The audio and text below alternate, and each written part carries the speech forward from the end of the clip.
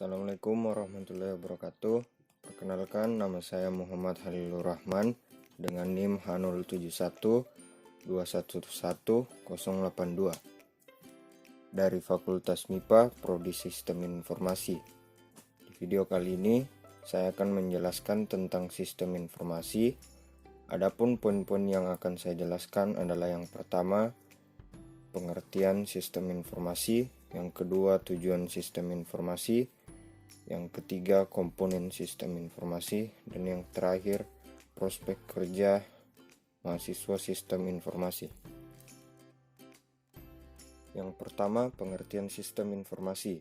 Sistem informasi sendiri adalah kombinasi dan teknologi informasi dan aktivitas orang yang menggunakan teknologi itu untuk mendukung operasi dan manajemennya. Dalam arti yang sangat luas, istilah sistem informasi sering juga digunakan merujuk kepada interaksi antara orang, proses algoritmik data, dan teknologi. Dalam pengertian ini, istilah ini digunakan untuk merujuk tidak hanya pada penggunaan organisasi teknologi informasi maupun komunikasi, tetapi juga untuk cara di mana orang berinteraksi dengan teknologi ini dalam mendukung proses bisnis. Adapun pengertian sistem informasi yang dikemukakan oleh para ahli. Yang pertama, menurut Gordon B. Davis pada tahun 1991. Ia menyatakan bahwa sistem informasi adalah suatu sistem yang menerima input atau masukan data dan instruksi mengolah data sesuai dengan instruksi dan mengeluarkan hasilnya. Yang kedua, menurut John F. Nash pada tahun 1995. Ia menyatakan bahwa sistem informasi adalah sistem kombinasi dari manusia, fasilitas atau alat teknologi media, prosedur, dan pengendalian yang ditujukan untuk mengatur jaringan komunikasi yang penting.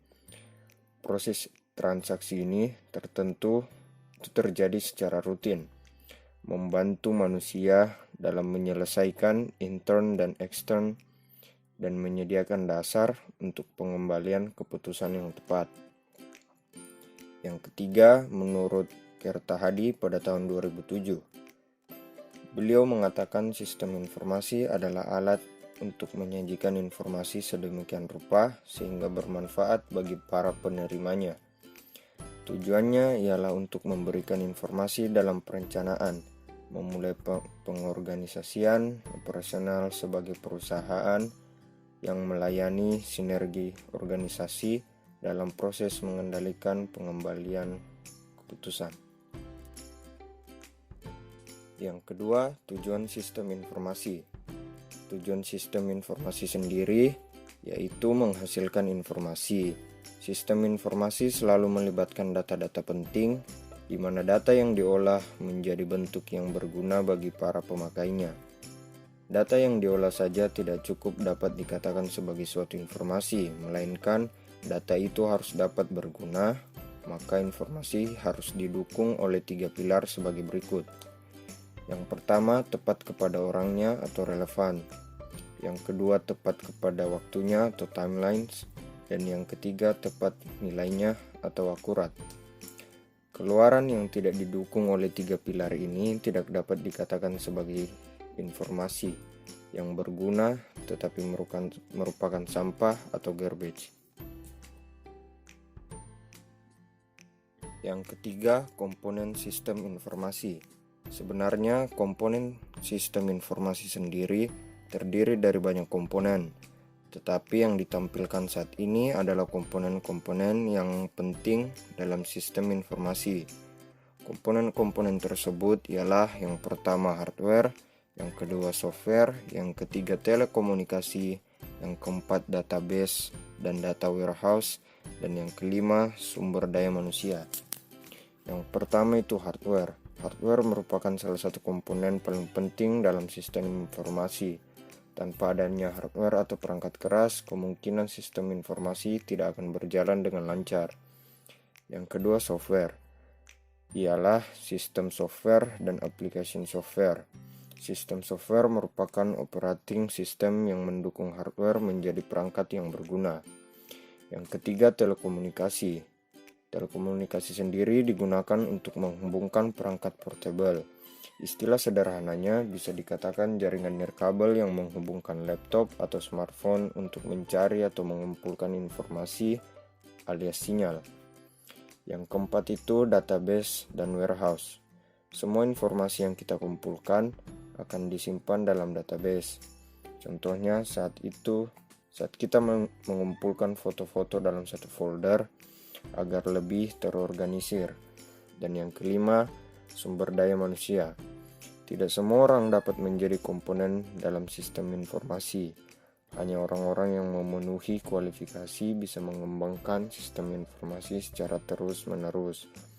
Contohnya adalah business analyst, system analyst, and designer, database administrator, programmer, computer security specialist, dan komputer operator. Yang keempat, prospek kerja sistem informasi. Orang-orang ahli dalam bidang sistem informasi sangatlah dibutuhkan dan banyak dicari oleh perusahaan-perusahaan besar di luar sana. Adapun job atau prospek kerjanya antara lain, yang pertama IT manager. IT manager menduduki sebagai jabatan di sebuah perusahaan yang harus memiliki kemampuan manajemen yang baik. Yang kedua, database administrator. Tugas seorang database administrator adalah mengelola dan merapikan data di perusahaan. Di Amerika Serikat, profesi ini mengalami peningkatan sebesar 11% sejak tahun 2014 hingga 2024. Data yang disebutkan oleh Bureau of Labor Statistics melebihi rata-rata peningkatan profesi yang lain. Yang ketiga, sistem analis. Meskipun sering lumayan tumpang tindih, pekerjaan ini berbeda dari bisnis analis. Seorang sistem analis lebih berfokus pada sistem IT, misalnya mengelola aplikasi, membuat spesifikasi yang digunakan oleh programmer maupun mengidentifikasi apa saja kebutuhan user agar sistem yang dikembangkan nantinya sesuai. Yang keempat, IT consultant.